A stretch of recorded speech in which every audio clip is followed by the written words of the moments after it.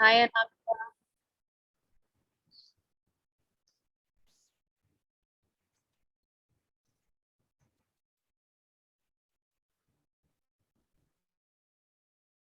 Hello, Ruchika.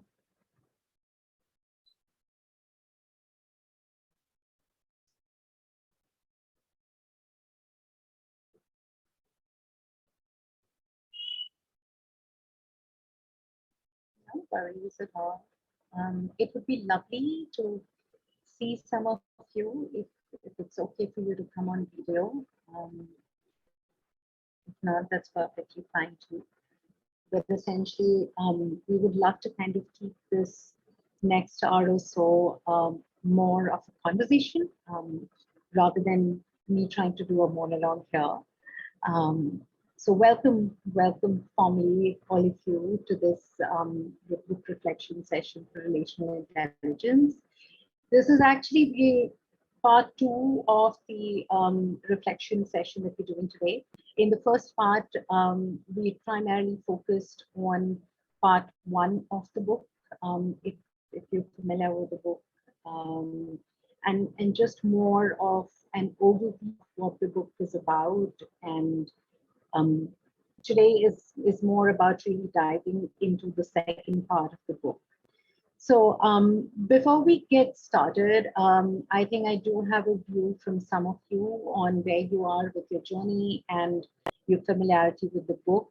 For the others, am I not audible clearly? Yeah, not really. Yeah. Oh, okay. Hold on.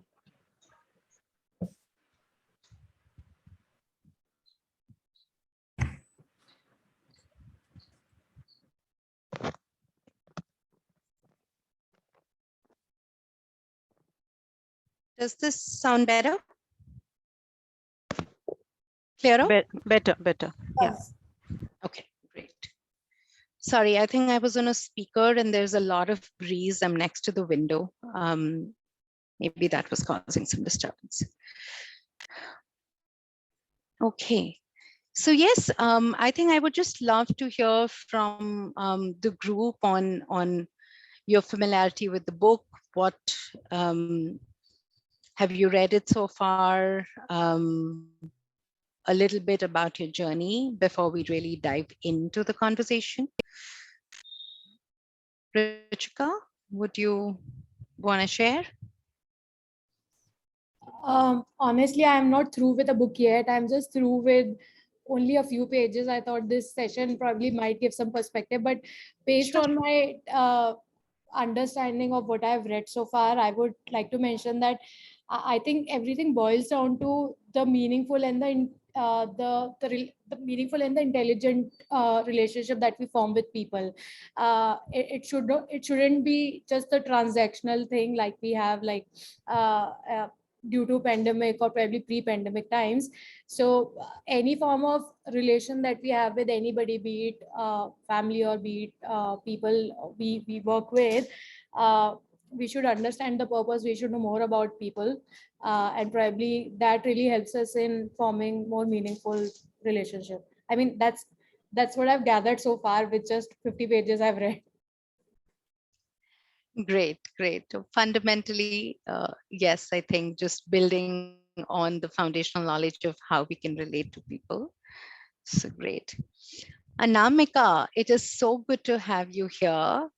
And for me, you have been the RI guru. Come on. Hi, Purabi. Good to be here too.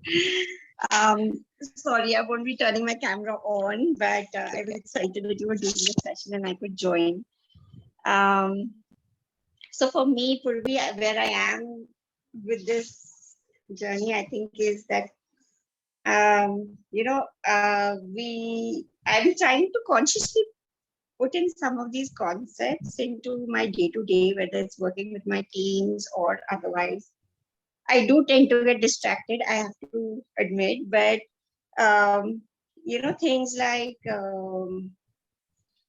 trying to bring in that quality in all my interactions, trying to um, also think of where we can become more of these, the different hidden powers that were mentioned as part of the relational genius in the Yeah. second section. Uh, Yeah. I think I still have a long way to go in terms of being able to really start finding the trick to getting these things happening more, I would say, in a flow instead of consciously. So that's why I was hoping to be part of this conversation and learn more from the others as well. Awesome. Awesome. Thank you. Thank you so much for taking the time. Um, Anita, I think it would be beneficial. You and I have discussed your journey so far with the relational intelligence book, but I think it would be beneficial for the group to also just get to hear some of your experience. Why are you putting me in a tight spot? Not a tight spot. That's an amazing experience that you had shared with me last time. And I think it would be a really, really nice start for all of us to even start understanding how do we really take this to life. Okay, thank you. But you're doing this at the cost of you getting bored. So, uh, hey guys, good to see more of you here. So I was just telling Purbi last time that like I all of us know that what are generally the blocks of developing better relations. But I feel like this book really breaks it down uh, to help us understand what area can we improve on. So I was sharing with her that recently in April, when I went to Kashmir, that's when Jaya had kind of suggested this book before I started my ACC journey. And I had read the part 2 of the book where it talks about, the conversational futurist and story collector, energy, guy person. So it has so happened that there are certain questions in the section of the book, which I don't remember verbatim now, but it's a lot about expressing curiosity for the other person's world. And so I was sharing with Purbi that how throughout my journey in Kashmir, I interacted with a lot of people and I consciously practiced these questions. I consciously tried finding out what would their response be. And at the end of it, it's like my driver actually told me when he was dropping us off at the airport that I have never, Kashmir is a very cautious place. People are a little wary. They have their own perceptions about people from other parts of the country. But he was like, I have never seen somebody warm up to somebody so soon. And that's what I told him that, believe it or not, it's nothing to do with me. It's to do with a model I'm trying to kind of practice and genuinely understand about people. And he refused to believe that a book can give some kind of an input like this. But I did send him a photograph of the book saying that this is the book I was talking about. But yeah, that's what this book I think has done and continues to do for me. So yeah, so aspirationally, I think part 2 we are discussing a great thing, and I feel like there are certain roles that I identify with immediately, like the compelling relator or the energy carrier. But the rest, I think I'm trying to build on. So that's where I am at, guys. Thank you. Awesome. Awesome. Thank you. Thank you for sharing. Welcome, Sonali. We're just getting started with some intros. Would you like to jump in and say hello to the group? Hi, good morning, everyone. And thanks for letting me in. And I'm all ears to hear the reflection. I do have my copy of the book, but I've yet to start reading it. Okay. Okay, great. Thank you. Thank you. Okay. I think a quick few reactions, if you can either raise your hand or just ping into the chat.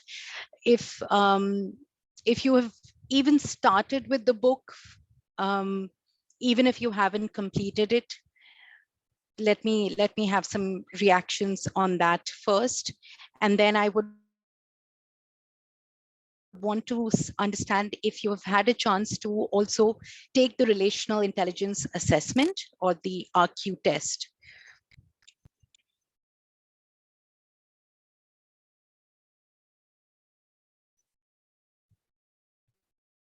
For the book first. So I believe most of us have come across the book, but even if you've just got started and not necessarily completed the book or whatever, that's good enough. Okay, how about the assessment?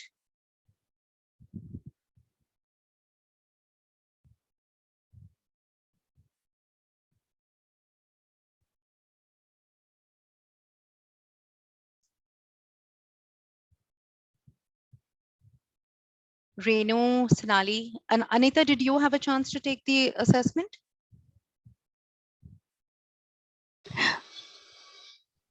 This is Sonali. No, I haven't. Okay. Okay. Well, since we are kind of looking at the second part of the book today, I'm not doing any slide presentations, guys. This is expected to be more of a conversation. So I will do a brief intro to what the second part of the book really talks about. Having established what relational intelligence is all about in the first part, which, as the book calls out, is really our ability as leaders, as human beings, to learn, understand, and comprehend knowledge as it relates to our interpersonal dynamics with people.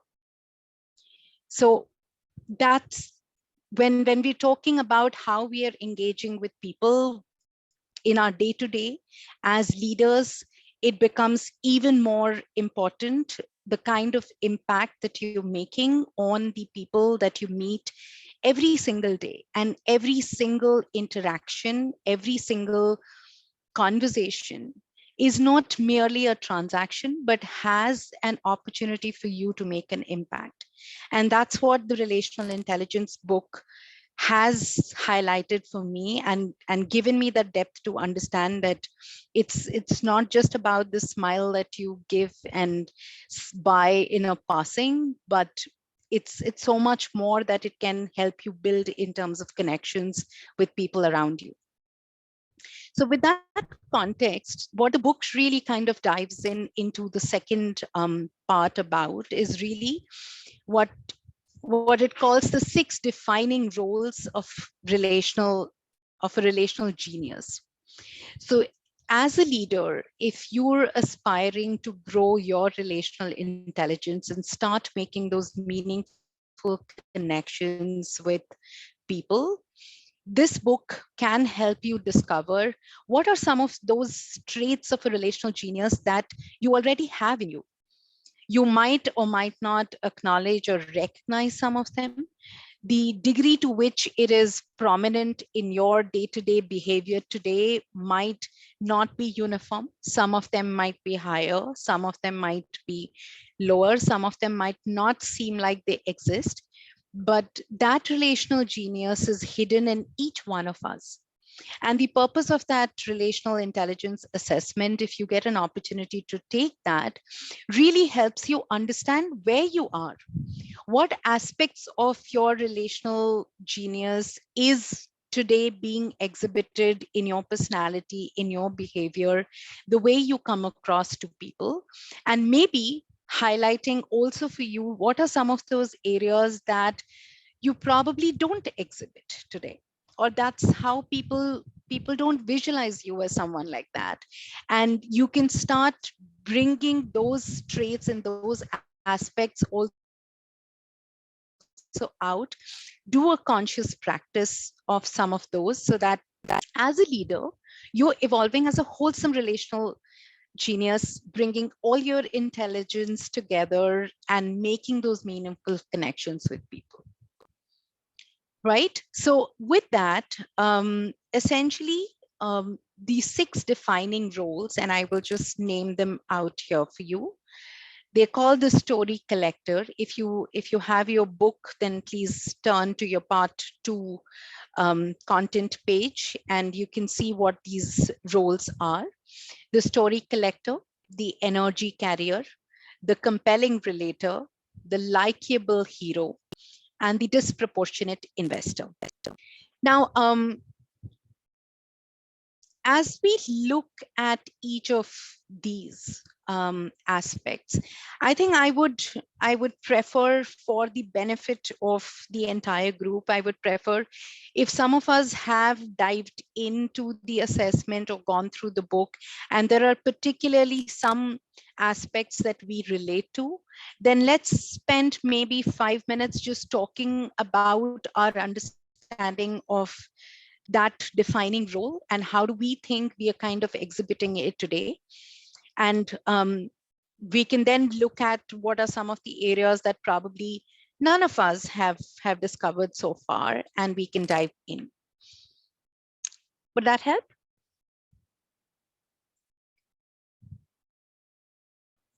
Yeah. Yeah. Okay, sure. So who would like to go first? Anita, have what were the ones that you mentioned were your top ones? A story collector. Yeah, so in story collector, for example, there is a do's and don'ts section in the book where it says that don't start by talking about yourself, but ask people about their story and their interests.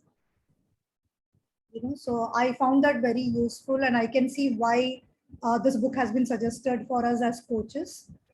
So maybe the fact where they say that, and don't allow the conversation to stay at the surface or the generic level.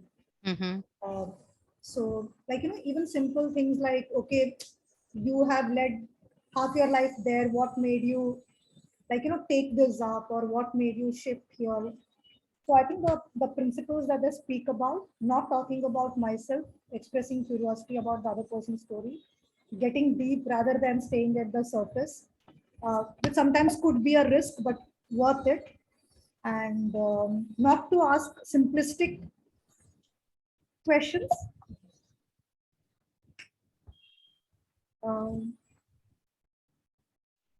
Okay. So Yeah. not to ask simplistic or yes or no questions. So, it's like, are you, instead of, are you doing all right? Like, so, okay, how are you doing? What else is happening? So to avoid like closed-ended questions. Then another thing is, yeah, to draw people out, basically to ask anything that draws people out more. Yeah. So Yeah. that's, I think I found that very, very simple and very, very practicable.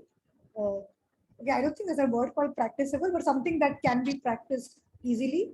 Yeah, so I felt that to me was, so I realized that I do get better. I am quite okay with that, the art of questioning. However, like, let's say when it comes to interpersonal thingy, which I think is a compelling relator. So Yeah. I used to think I'm a compelling relator, but the scores say that I can do a little more work on that. So that's why I'm rereading the book to see what can I pick next. Yeah. Yeah. And then as we think about story collector, I think one of the key things that that really resonated with me, and I'm going to read it out because I don't want to dilute the essence of it. There is a statement on page 56 which says, when it comes to being interested in people, the goal is not to be interested in every detail of their lives, but rather to discover what is interesting about them. Right, as people, right? I guess. As people, and really, like to your point, really help draw that out. And that is where I think as coaches, one of the key things that all of us who are on this coaching journey would have recognized by now is the art of asking powerful questions. And that's key to this aspect of being a relational genius. It's not about a leader, it's not about in general, even as a coach, right? The kind of questions that you really ask and what kind of responses are you able to elicit from your coachee? How are you able to make that authentic connection with your coachee, and not merely getting into a closed question conversation where somebody can get away with a response of yes or no, but really diving in more to get more details and understand that context, which is going to be helpful even for your coaching conversation, right? And so that is something that particularly stuck for me as I looked at this. um, is there any other comments anyone would like to share here before we move on? Yeah, so Purvi, I could add a bit. Sure. This is when I actually did the assessment, the story collected turned out to be where I scored the least. And I am not surprised because of the fact that, I typically do not ask people too many questions if I meet them, like, just otherwise. I feel it's because I think from the beginning I felt that it would be too intrusive at times, right? But after reading this book and after going through this course and everything, and just to the lines you just read, that it is important to um, look at what is discover that interesting part about them and draw it out instead of seeming as you're asking questions which could be intrusive. Yeah. So this is something that I even when I'd written my reflections, I said that I need to work on more intentionally, and I think that's still something I need to do. What I have done in a very indirect way along the way is that especially like even in office or otherwise, when I am meeting with a new set of people, and at times feel the challenge to just reach out to any leader and talk to them, I've just gone back to some of the powerful questions, and I have tried to just keep a few of them at the back of my mind and ask them, so that I can get some of these inputs from them, or some of the some interesting facts coming out from them. That's one thing I've done recently, but this is definitely one of the places that I need to get more comfortable just reaching and asking people, because otherwise what happens is it just becomes a very superficial dialogue when you connect with people, when you meet with people, and I still kind of stay away from that to some extent. I need to really shake myself up, I think. Yeah, and that's such a valid thing, right, Anamika? Because a lot of times we do kind of hold back, and especially I think it depends sometimes also on the culture, and when you're amongst totally unknown groups of, you know, are you going to be perceived as somebody who is intrusive? But that's when we're trying to get into that zone of trying to find out every possible detail about a person. But if and that's why I said this line for me was like really, really key, because I think I was somewhere exactly in the same position as you. So when there was a networking activity, let's say, happening with really people that I have never met before, it would take me some time to engage and really a lot of times just draw a blank saying, okay, so what do I ask next, or how do I kind of Right. initiate the conversation? But these things can actually help bring out such interesting aspects about different personalities, because there is definitely something common that a group has, which is why you have landed in a particular place. It could be a meeting, it could be, so just even understanding or starting with questions that could elicit responses around what's bringing them to that meeting, or what's kind of, why is somebody part of a certain group or a community. And I have consciously started also creating my own question bank to Mm-hmm. purposely kind of get into that mode and say, okay, until it really kind of becomes a way of life for me, I think there'll be some conscious practice that's going to be required. So very Right. valid Right. point, Namika, there. Yeah. Okay, so So, yeah, Purvi, Sameer. Sameer here. I am tempted to speak. Sure. I never read Lovely. that. So, okay. So in my, I've been through this book about 2 years back, and I've read it 5 or 6 times. I've applied it as recent as yesterday in the DEI conversation with at my workplace. So there are three things which are very, very clear as a story. What do you call it? Story collector.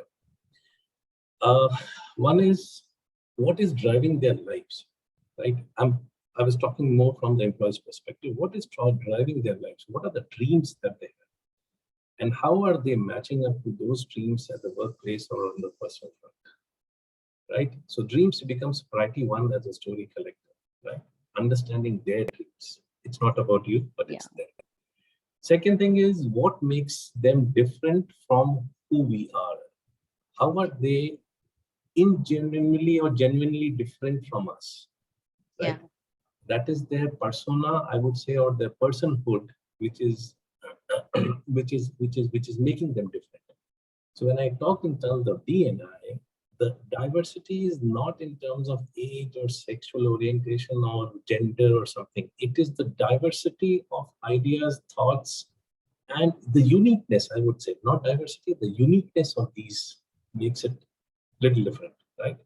So the persona is again the next thing that you say, because all of us have different personas altogether as individuals, right? And none of us match with each other. Yeah. The third thing is what has made them arrive at who they are as of today. That is, what is the kind of a history that they carry with themselves. So that we are able to understand, the story collective is able to understand what has made them who they are today, right? So these are the three important elements which I thought were also important, from the story collector's point of view, that this is what you need to derive as a story collector, and then you have to be a good listener for sure. Yeah, absolutely. And I think they make that beautiful connection also to elaborate on the point about a lot of times managers don't get into that conversation with their immediate reportees to even understand what are their dreams, like why are they here, and what is it that would kind of make it a more engaging experience for them at work. So without really investing to understand their strengths. Yeah, so that is why I was asked, how can you summarize it? I said, just by being human, I think the D&I is achieved. You cannot measure it. There is no way you can follow it. But when the reflection comes on how much human are you towards others. True. Well, thank you. And sure, your throat doesn't sound well at all. So but we'll keep exciting you to talk. Okay, so with that, energy carrier. Anamika, if I recall correctly, I think this had emerged as one of yours prominent ones during our session. Yeah, this was, but when I go back to the scores, I hadn't scored the highest on that. But yes, it was definitely. Okay. Something that I just try to build the energy around me so that other people start jumping in and start doing things. Yeah, I think particularly in this one, for me, one thing that stood out, I think it has this section on the gift of energy, and what does that really talk about, right? How are you energizing yourself internally, and therefore being able to carry that energy to everywhere that you are a part of, whether it's a meeting, a meeting room with a discussion, and where exactly is your energy focused. So anything that resonates here with people, and I don't think this is a topic you necessarily need to have read the book. It's more about how do you feel you influence a particular forum or a group, a meeting, or just the energy in a room as you walk in. Do you find yourself as someone who is able to kind of, just change the overall energy level in that room? People are getting excited, people are suddenly kind of getting more focused. So there are a lot of examples that we heard when we were talking through this as part of our our cohorts discussion around this book. But I would be curious to see, how does this resonate with you as you've read it or thought about this as practicing this in real life? Hello. Yeah, as I shared that I am from a teaching background, and Yeah. when I used to be with my students, so as I entered the classroom, I used to be like in a mode that I wanted my students to be. I left everything else behind, and in the classroom it used to be like fully energized, and that also was seen in the students when, because this is what I feel, that a teacher, how he or she enters the classroom, that resonates with the children also, and they respond in the same way. So I have done that, and I have experienced that energy in my students every now and then as I entered the class. Yeah. Awesome. I can relate to it, Renu. Both my parents are professors, and I would tease dad saying, Papa, aap jab class mein jaate hoge na, the whole class would just start trembling. Because आप गुस्से में घुसोगे कि अरे बच्चे हो क्या हो रहा है types.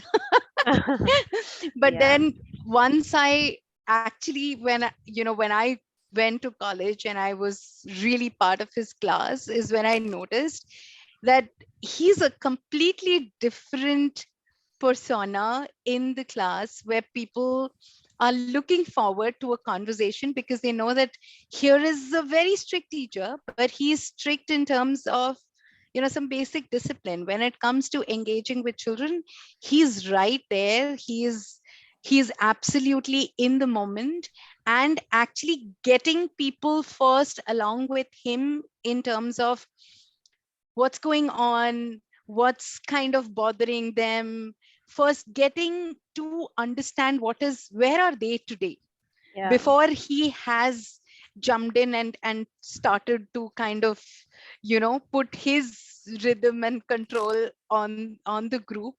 And that made such an amazing connection with the students in the class, that people were actually willing to come forward and use the class to share where they are openly, not Yeah. hesitating, which is I think a very typical thing that we see in the Indian academic system as you go higher up in the classes.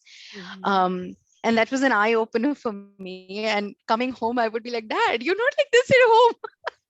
The minute I enter the room with my book, I'm like already trembling. Aaj to padne wala hai. Yeah. So you need to have that connection with your children, with your kids, with your students, anywhere that for that matter. Yeah. You need to be strict, but with that, you need to be empathetic also. Like you need to understand what they are wanting and what are their needs. So balancing that out, that was the key, I think. Yes. Yeah. Yeah. And that, So, yeah, Samir. yeah, go ahead. Sorry. Go ahead, Renu. No, please. Okay, Purabi. So, Purabi, when I read this book for the first time, when I was doing this ACC thing, the first thing that hit me was the first line in the book, if I remember it correctly. There are two kinds of people. One who read the tone, and secondly, one who sets the tone. And there was a comparison between a thermometer and a thermostat. The thermometer measures the temperature, and thermostat sets the temperature. So, as an effective leader, you have to set the temperature. So I was in that zone. I've always been in that zone of setting the tone. Now I realized what is reading the tone, and the book never had anything on reading the tone. It had always on setting the tone. Until today, I'm still trying to figure it out. How do you read the tone? Because the tone of whom you are interacting with or engaging with is equally important to understand how should you be bringing out your energies, right? So Yeah. that influences. Yeah. And I think later in the book, it says the tone of our environment or something like that, right? Yes. How do you set the tone of our environment? And somewhere I think they elaborated it in the compelling relator section as well. Yeah, Anita? So I'm just wondering where is Samir coming from, because I probably want to influence the tone rather than read the tone, because the other person, if the other person is anyway high energy, then I would want to play along. And if they are low energy, then I would want to do my bit to raise it. So probably that's why the book does not discuss It spoke leading about tone. something on the inner energy influencing the external energy. Yeah. Right. Right? Yeah. I'm still discovering. I'm still not very clear on it. I'm still discovering what is it. Yeah. And my take so far on the inner energy piece has been about how present and how mindful are you really, and are you bringing your wholesome self, and that's where I think I could also kind of read, and there was a connection that's made later, I think, as we're talking through the compelling relator, probably that's the section where it's also talking about, you know, focusing on the invitation of allness, which is part of the gift of energy that you're giving here, that to your point, Samir, to sense what is the temperature in the room, what is the level of the energy in the room, and then kind of start on, okay, so this is where I get started and this is how I start influencing to change the energy level in the room. So you can be a catalyst, but you can also be at a level where you're first gauging what is exactly the energy level and where is the focus to start influencing it in a certain direction. And if you see, there is a big correlation between a story collector and the energy carrier. Yeah. Aren't they all related? No, I know, but for me, it was a tipsy topsy. It was like, you are on the other extreme, now you have to come to this extreme. Yeah, yeah. If I may add here, Purvi, Sure. for me, being the energy carrier, what I try and do, and I've had some, I think, good opportunities to do, is that I run this resource group where, people come from different teams and all. I may or may not know them. And when we come together, we're actually supposed to do some, organize some sessions with 100, 200 people coming in for those kind of sessions and everything. So we need to make it very interesting. Now, people may come in thinking that, okay, I'll just be learning from it. They just want to reap the benefits. But what I do is with that group is, what is it that is their interest area? Whatever it may be, they can come with an idea that, hey, why don't we do this? And that's when I totally back them on it. So, just that idea when it comes, and I'm like, okay, now you're leading this and I'm going to back you completely. And I give them that complete support structure to get something like that done. And that's when they get the chance to not just go forward with the idea, they get the chance to talk to leaders about it and give them the platform for that. And that's when certain things happen. So the level of confidence which goes up with that support that we're able to give people, I think that gives them a lot of confidence. It gives them the ability to next time do it maybe independently. And then that energy further is something what they take to their own teams and their own people. So I have had some of the people in that group go back and make so many transformational changes in their team just by taking forward that similar approach, that you can see the change in a lot of different parameters in terms of energy, in terms of the attitude, in terms of the engagement within those teams. So that's one thing that I think if we want to set the thermostat on, it's a slow process, but if we have that opportunity, I think that's where we can possibly try and do that. Yeah. And I think that's where the connection or the emphasis on being the energy catalyst also comes up, right? Where you're while you're carrying in a certain energy, you're using it more to influence the level of energy in the group and use that to transform things or bring about certain change. And like you said, really help take up the confidence level of people in the group. Right. But I think one thing that stood out for me in this chapter was, I think like it's written on page 89, where they've spoken about moving from centered to allness. Yeah. So that we are not fragmenting the impact of our energy. That's something I don't know. I'm still trying to understand. Yeah, and I think that is very beautifully summed up, where they are also talking about the gift of energy, where they say the more we embrace the invitation of allness, the more we externalize the internal energy within, and the more we capitalize on life's meaningful moments, is where we are truly able to influence the external energy with our internal energy.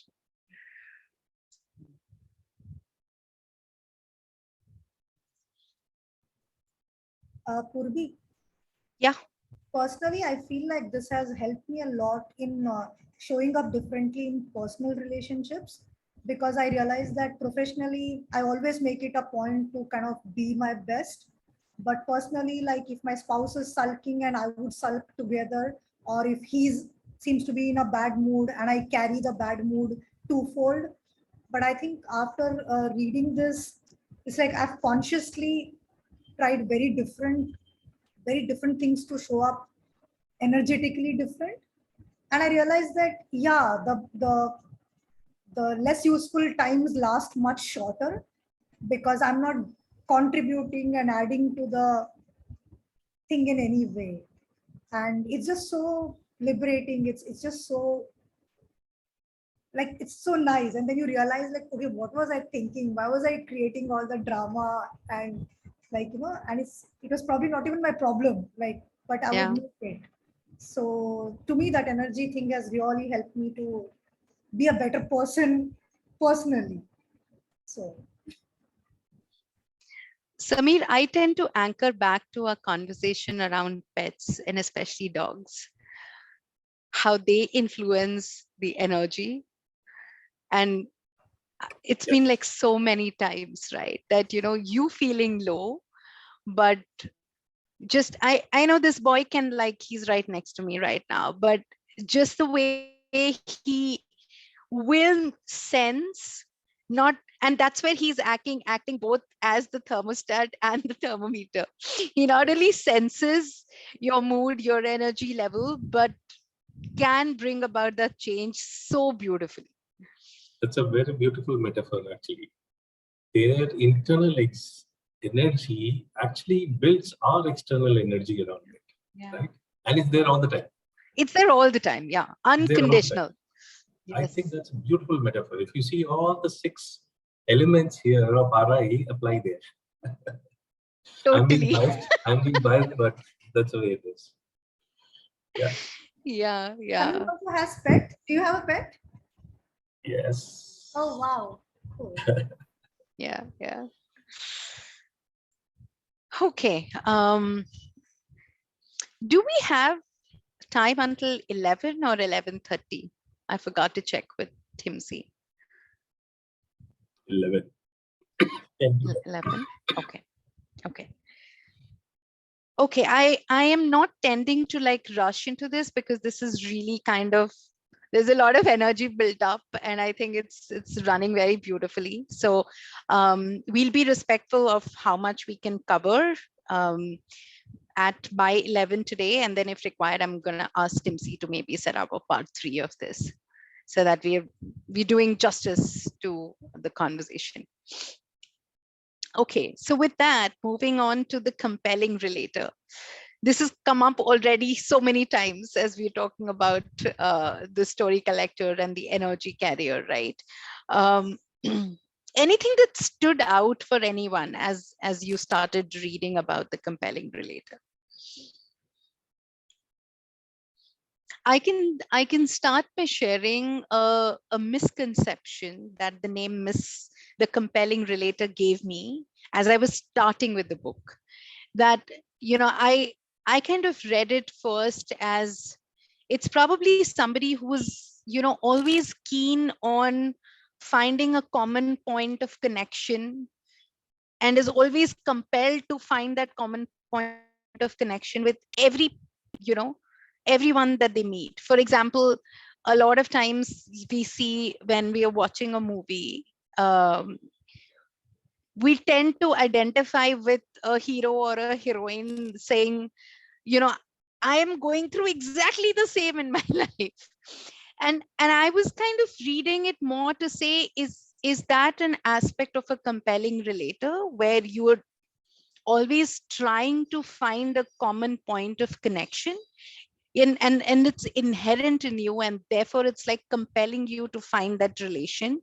But as I started reading the book, I was like, no, this is it's nowhere close to what the you know what I've been imagining this to be.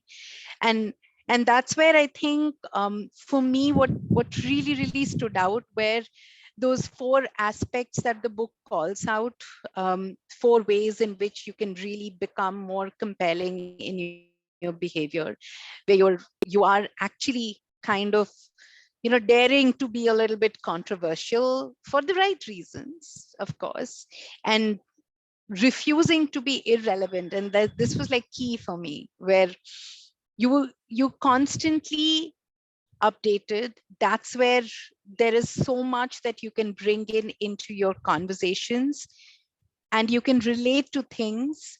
You can have different topics where you are actually able to make connections and relations to various scenarios, theories, concepts a lot more easily because you're relevant and you're constantly investing in keeping yourself updated.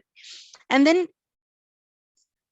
the other 2 points, like changing the way you communicate and activating your passion, I think they just go hand in hand. That, you know, if I'm conscious about the way I am communicating with everybody that I come across and somewhere for me, this was also going back to the story collector, where how authentic am I in that conversation? When I'm asking, how are you?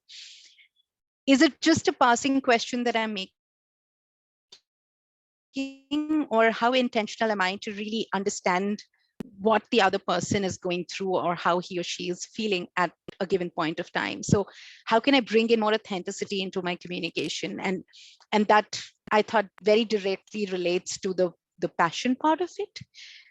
That was my take, but would love to hear how each of you read this. So, so the first one of being a compelling relator was you can be controversial. So I have always had the dilemma of, should I be vulnerable to people, especially in the workplace? At your first place, personal friend, nobody, people know you in and out. My dilemma has always been, should I live these two lives separately? One who actually I am at my place, and one who actually I try to be at my workplace. And then workplace, if you further divide, how am I with my managers, with my peers, and with my younger people? Should I live so many lives? So that time, I raised this question also, that when you say moment calls for, means that is the moment when you can be vulnerable. But I've never seen in a corporate world, in a workplace, where you could be vulnerable and you can be, people will exploit, right? And how far will it go? Not everybody understands to this depth, right? How far does it go? It doesn't have any. Then second is about it, being refusing to be irrelevant, right? The first thing that tickled me was, is the person talking at me or talking to me? Which is there in the book also. Yeah. Yeah. Now, when I translated it out to myself as a listener, as a coach, as a listener, am I absorbing it with the sake that I have to answer back? Or so is he talking to at me or is he talking to me? That's a differentiation which became very, very clear. That Yeah. as an individual, I need to be talking to you and not at you, right? Not trying to. Human tendency is to pull down or cut out what the other person has to say. I am Yeah. better than Yeah. you, right? Yeah. And this is one of the listening habits which I picked it up from this here. And the third was change the way you Change communicate. the way you communicate. Yeah. So what you said was absolutely right. Begin with the other person in mind, right? I'll give you an example. I served the armed forces. So there was a party there in the evening and I had a brigade commander, brigadier. He said, Sami, can you help me? I was a young captain. So I said, yeah. He says, give me a write-up of all the guests who are coming. What is their area of interest? If somebody likes cricket, give me a write-up of cricket. What is happening latest in a page? And he went through, there were 7 different very, very senior officers coming, and he went through all of them.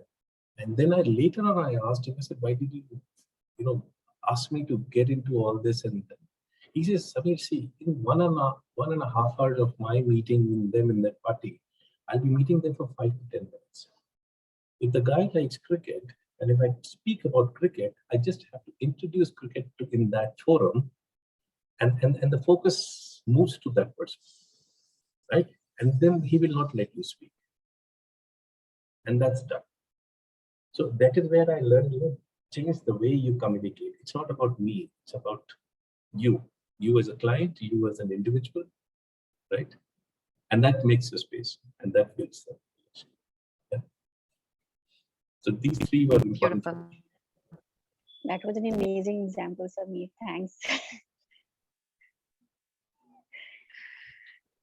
That's giving me some ideas now to go back and practice. No, always try it. I tried Yeah. it with the kids also. It's the same thing, if I talk something of my interest, I read this book yesterday morning. I picked up something, so she say that I've read this. This is interesting, So my daughter will say, she'll listen. Yeah, I'm a good listener. She will say. I said, but no. So, but if I talk something of her interest, right, and she'll be more than. And where my lessons fit in, I try and put in my lessons into that. What is it that am I trying to draw to them? Parenting lessons. As usual. I know. I've been trying to catch my son's attention for the last 3 days, and he's stuck on a specific topic as he's researching something. So I realized I have to mask it within this conversation. Otherwise, I'm never getting his attention. You will not. You will not. Yeah. Okay. Was there any other comment or experiences on this?